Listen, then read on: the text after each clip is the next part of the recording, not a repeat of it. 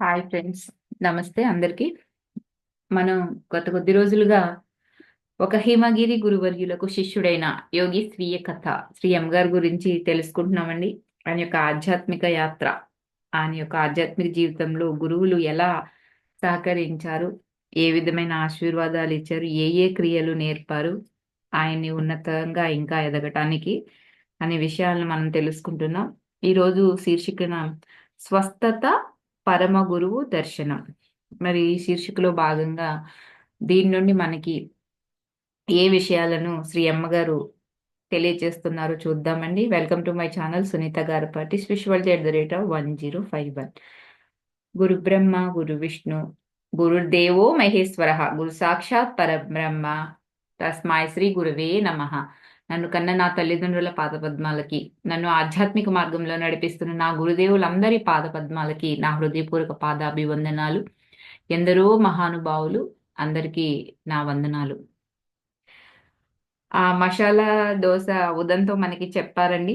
అలాగే మింటి నుండి దిగి వచ్చిన నిప్పు బంతే నాగరాజు రావడము, ఆ జరిగిన అవి రెండు జరిగిపోయినాయి కదండి. ఆ జరిగిన మరుసటి రోజు పొద్దున్నే గంగా నదికి కుడివైపున ఒక ఒడ్డు ఉందండి. దాని మీదుగా ఉన్న ఒక సన్నని దారి మీద నడుస్తూ ఋషికేశానికి బయలుదేరారండి గురు శిష్యులు ఇద్దరు కూడా. వేగంగా ప్రవహించే నది, అలాగే కిచకిచలాడే పక్షులు, ఎత్తైన పర్వతాలు, పట్నవాసుల లోభపు హింసకు లోను కాకుండా తీవ్ర సాధన చేసే సాధువులుండే అక్కడ నిరాడంబర ఆశ్రమాలు ఉన్న ఆ దృశ్యం అంటండి చాలా ఆకర్షణీయంగా ఉందంట. ఒక చోట దాపుని ఉన్న పర్వతం పక్కన నెమళ్ళని కూడా చూసారంటండి. వాటిలో ఒకటి మగది అని చెప్తున్నారు, మేల్. దాని తోకను విప్పార్పుకుని నృత్యం చేస్తుందంట అది. రీసస్ కోతులు, నల్లమొగం లంగర్లు కూడా ఉన్నాయంట అక్కడ. లక్ష్మణ్ ఝూలా దగ్గర కొంతసేపు ఆగారండి. అది ఆ రోజుల్లో గంగ మీదుగా సందుల్లో సత్తువ లేని సంకుచితమైన ఒక మోకు సేతువు అని చెప్తున్నారు. అంటే లక్ష్మణ్ ఝూలా అంటే అది ఒక వంతెన అండి. అది గంగ మీదగానంటండి, గంగా నది మీద కట్టారు. ఆల్రెడీ మనకి లక్ష్మణ్ ఝూలా గురించి మనం చెప్పుకున్నామండి. అది లక్ష్మణ్ పేరు మీద ఆ వంతెనకి ఝూలా అంటే వేలాడేది వంతెన, అందుకే ఆ పేరు వచ్చిందని. ఆ మన వీడియోస్ లో ఉంటది. కొత్త వాళ్ళు ఎవరైనా ఉంటే ఆ వీడియో చూడండి. అక్కడ ఆ సాధువులు, అన్ని రకాల సన్యాసులు కూడా ఆ లక్ష్మణ్ ఝూలాలో ఉండేవాళ్ళంటండి. వివిధ శాఖలకు చెందిన చాలా పెద్ద ఆశ్రమాలు కూడా లక్ష్మణ్ ఝూలాలో ఉన్నాయంట. అంటే వంతెనే కాదు, అక్కడున్న ఆ ప్లేస్, ఆ ఏరియా అంతటిని కూడా లక్ష్మణ్ ఝూలా అని పిలుస్తారండి. దాని మీద అంటే ఆ లక్ష్మణ్ ఝూలా వంతెన మీద కూడా ఆశ్రమాలు ఉన్నాయని చెప్తున్నారు ఇక్కడ. దాని మీద నడుస్తూ ఉంటుంటేనంటండి తప్పెట్లు, తాళాలతో భక్తిగాన ధ్వని వినిపిస్తూ ఉంటుందంటండి. ఎందుకంటే ఆ వంతెన మీద మరి చాలా ఆశ్రమాలు కూడా ఉన్నాయి గదా! అక్కడ ఏదో ఒక నిత్యం ఎవరో ఒకళ్ళు కీర్తనలు చేస్తూనే ఉంటారు గదా! భజనలు. అది చాలా సుందరమైన ప్రదేశం అని చెప్తున్నారు. వీళ్ళు బాగా కిందగా ఉన్న ఒక స్నానఘట్టం దగ్గర ఆగారండి. అదేంటి అంటే గంగా నది శీతల జలాల్లో అది గూడా ఒక ప్లేస్ అన్నమాట. అక్కడ పునర్జీవం పొందగలిగేలాగా ఒక మునక వేశారంట గురు శిష్యులిద్దరూ గూడా. అక్కడ దగ్గరలోనే ఉన్న అన్నక్షేత్రం ఒకటుంటే అక్కడికి వెళ్ళి ఒక రొట్టె, అలాగే పప్పు సంపాదించారండి మధుకర్ గారు. గంగా నది ఒడ్డు మీద కూర్చుని ఆనందంగా గురు శిష్యులిద్దరూ భోజనం గూడా చేశారు. తరువాత నాకు తల్లి, తండ్రి, గురువు, ప్రియసఖుడు అయిన బాబాజీ లాంటి వ్యక్తితో ఎటువంటి చీకు చింత లేకుండా, ఏ నిర్బంధము లేకుండా ఆనందంగా తిరుగుతుంటే, ఆహా! ఆ జీవితం ఎంత అద్భుతంగా ఉంటుందో కదా అని చెప్తున్నారండి మనకి. మరి రీసెంట్‌గా కడతాల్లో పత్రిజీ ఝానమహా యజ్ఞం జరిగినప్పుడు వెళ్లి అక్కడ 10 రోజులు ఉన్నప్పుడు అక్కడికి వెళ్ళిన మాస్టర్స్ అందరిది కూడా అటువంటి పరిస్థితే గదా మరి.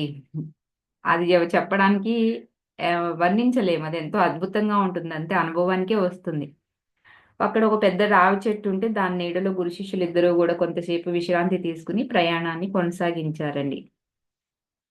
అపర్ణాహ్నం వేళకి మణికి, రేతికి కూడా చేరుకున్నారండి.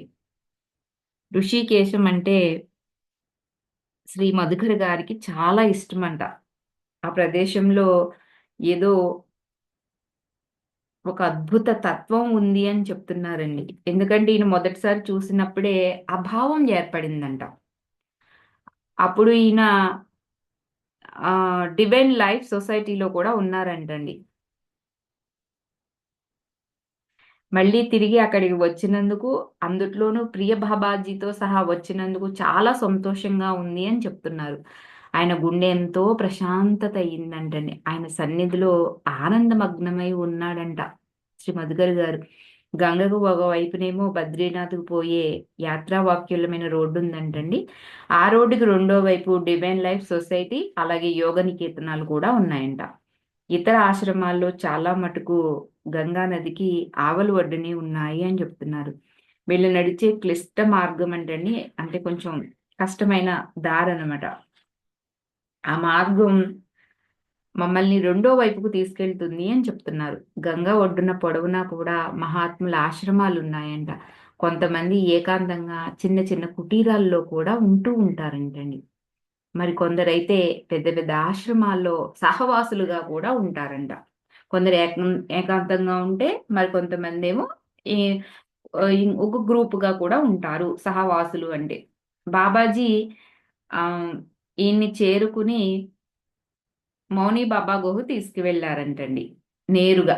అది ఎక్కడుంది అంటే, నీలకంఠ పర్వతం కొన మీద ఉన్న నీలకంఠ దేవాలయానికి వెళ్ళే దోవలో ఉందంటండి.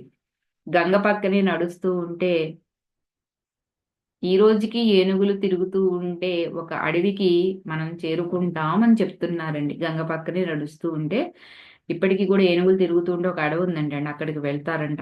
దానిలో చాలా భాగం ఇప్పుడు రాజాజీ నేషనల్ పార్కు ఆహ్, యొక్క ఆధ్వర్యంలో ఉందంటండి. దట్టమైన అడవి ప్రాంతంలోకి ప్రవేశించబోయే ముందు ప్రసిద్ధ మహేష్ యోగి కట్టించిన ఎయిర్ కండిషన్ గుహలు కూడా ఉన్నాయంట అక్కడ.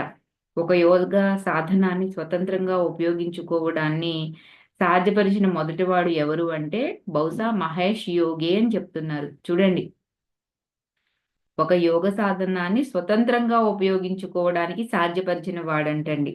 ఆయన భావాతీత ధ్యానం అంటే ట్రాన్స్‌డెండల్ మెడిటేషన్‌గా పేరు పెట్టి దాన్ని ప్రపంచవ్యాప్తంగా చేశారంటండి. ట్రాన్స్ ట్రాన్స్‌డెంటల్ మెడిటేషన్ అంటండి. అక్కడి నుంచి కొండపైకి ఒక గంట కష్టపడి ఎక్కితే మౌని బాబా గుహ కూడా వస్తుందంట. బాబాజీకి, మౌని బాబాకి మధ్య ఒక ఒప్పందం గూడా ఉందంటండి. అదేంటి అంటే బాబాజీ ఋషికేశానికి వచ్చినప్పుడు ఆయన ఉండటానికి ఈ గుహనిచ్చంటండి మౌని బాబా ఏం జేస్తారంటే నీలకంఠగిరి శిఖర అగ్రంలో ఉన్న ఆయన కుటీరానికి మారుతూ ఉండే ఏర్పాటు చేసుకున్నారంట. ఇది వాళ్ళిద్దరి మధ్యన ఉన్న ఒప్పందం అండి. వాళ్ళు ఉపయోగించే ఉच्चతర ప్రసార మాధ్యమాలు ఏంటనుకుంటున్నారు? ఒక టెలిఫోన్ అనుకుంటున్నారా? వాళ్ళకి టెలిఫోన్ అవసరమే ఉందండి. అవి టెలిఫోన్ కంటే బాగా నిర్దిష్టంగా పనిచేస్తాయని చెప్తున్నారు. అవే టెలిపతి అండి. గుహకి వెళ్లి చేరుకోగానే మౌని బాబా తాలూకు ఒక యువ శిష్యుడు వీళ్ళని నమస్కారపూరితంగా పలకరించాడు. తరువాత పొట్టిగా, నల్లగా, దృఢకాయుడిలాగా ఉన్న అతడు పల్చటి కాషాయ గోచి మాత్రమే పెట్టుకుని ఉన్నాడండి.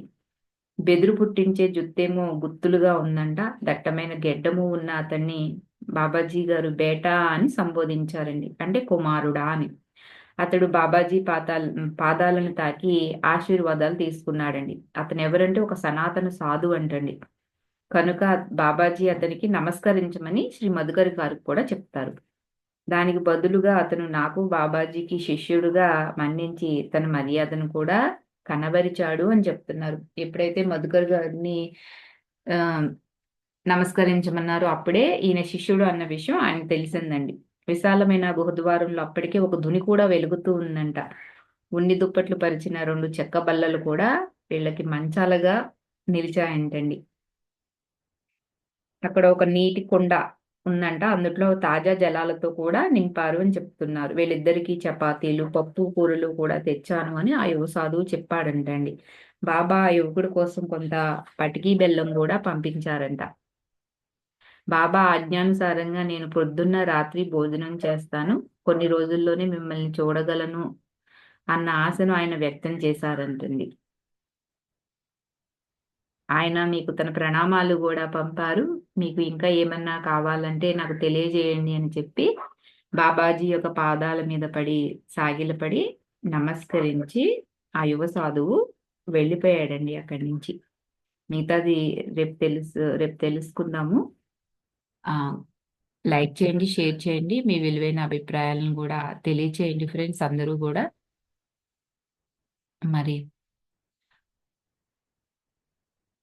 ఒక గురువుకి వాళ్ళని ఒక ఆత్మని ఇంకా ఉన్నతీకరించాలంటే ఎంతమంది గురువులు ఎన్ని రకాలుగా మరి వాళ్ళ యొక్కకి జీవితంలో ఎదురయ్యి వాళ్ళని ఇంకా ఎత్తుకు తీసుకెళ్తారు అన్న విషయాలకి మనకి శ్రీ అమ్మగారి యొక్క ఈ జీవిత చరిత్రే మనందరికీ కూడా ఒక ఉదాహరణ అండి. Thank you for watching friends.